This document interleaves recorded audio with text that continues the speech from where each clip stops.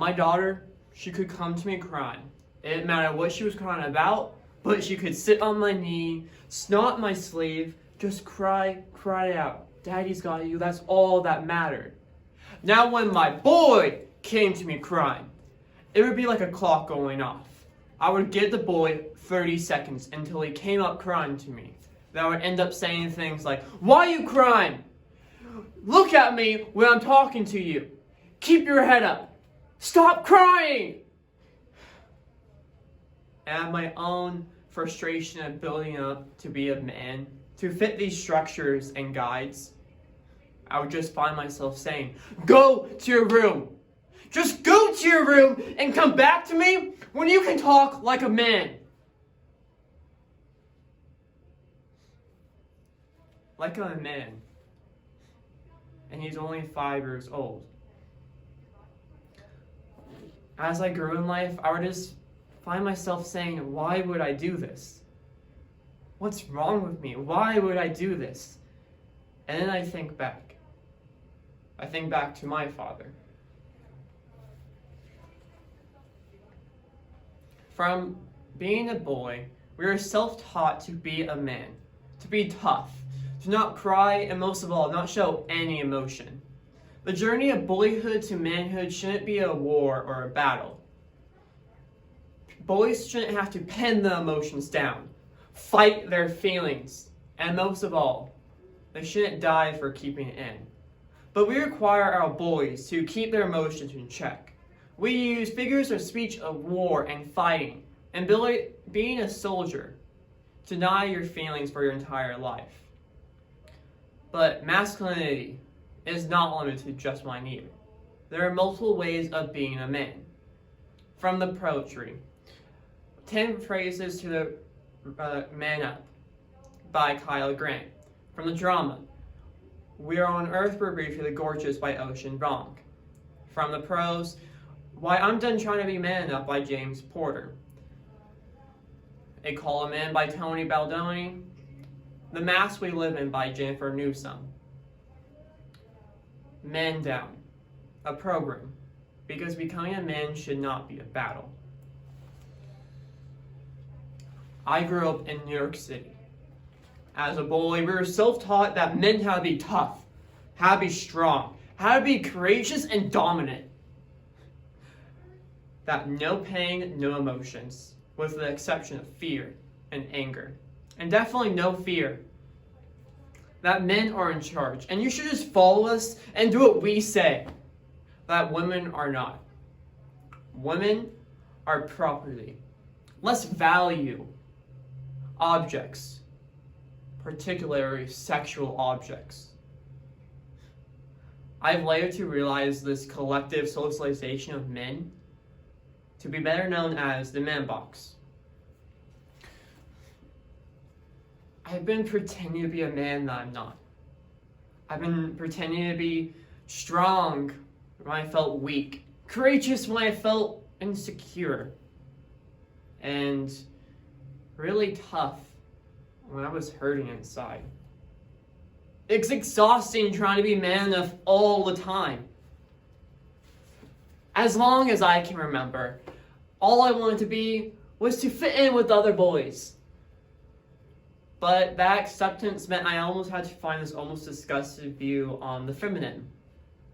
But this is the script that we've been given, right?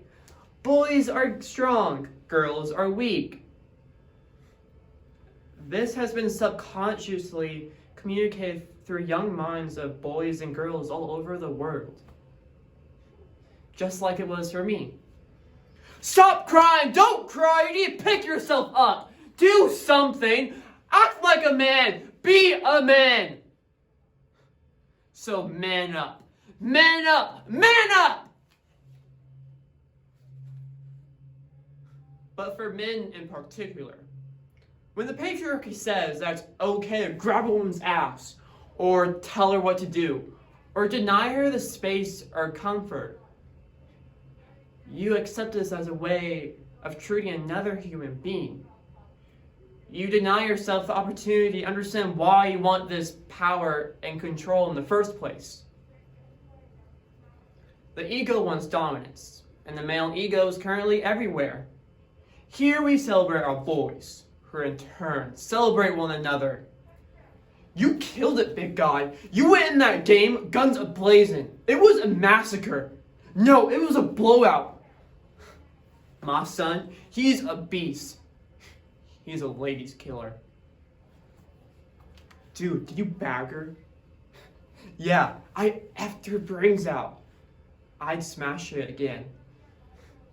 I'd bang it. Dude, that girl, she's a grenade. I'm dead serious. Dude, she's blowing up. She's the bomb. I'm dead serious. To some extent, these are only metaphors. Hyperbolic of speech, nothing else. But they are, to my mind, a strong root between these countries' violent past. From the Founding Fathers to the Manifest Destiny, America was self-founded on the self-made, revolutionary turned explorer to colonization. America's self-identity was founded on the myth of this almost American paradox of identity, because masculinity is that paradox. Because American life was founded on death. It had to make death some kind of praxis. So we use death as progress. We used it to celebrate our boys. Its metaphor soon became the very measurements of life. So boys, you killed it. What's even more upsetting is when men often allow themselves to feel this pain, they often kill themselves. Because we live in a society where men feel safer killing themselves than acknowledging this pain. It's okay to cry. It's okay to be sad. It's okay to have love your mom and dad. It's okay to wanting more affection by them. It's okay to take a moment to reveal these truths. Man up. That's not new superhero, right? The mid-mannered supplement Mark Strong says the magic words, "Man up!" and he turns into the 5 o'clock shadow. The leather duster wearing Superman who defends the world from, I don't know, feelings. You ever notice how they never say woman up? Because they just imply it. Because the woman in the women's movement realized that a long time ago, being ordered by magazines, commercials, and music is dehumanizing. When will men figure this out? How many boys have to kill themselves? How many women have to be sexually assaulted? How many gays have to be murdered? We teach our boys to wear a flag of another man, but we also show them how to raise that flag and draw blood for it. Man up. No. Are you brave enough to be vulnerable? To dive headfirst into your shame? Are you strong enough to cry whether you're happy or if you're sad, even if it makes you look weak? Are you confident enough to be strong and listen to the woman in your life and to their ideas?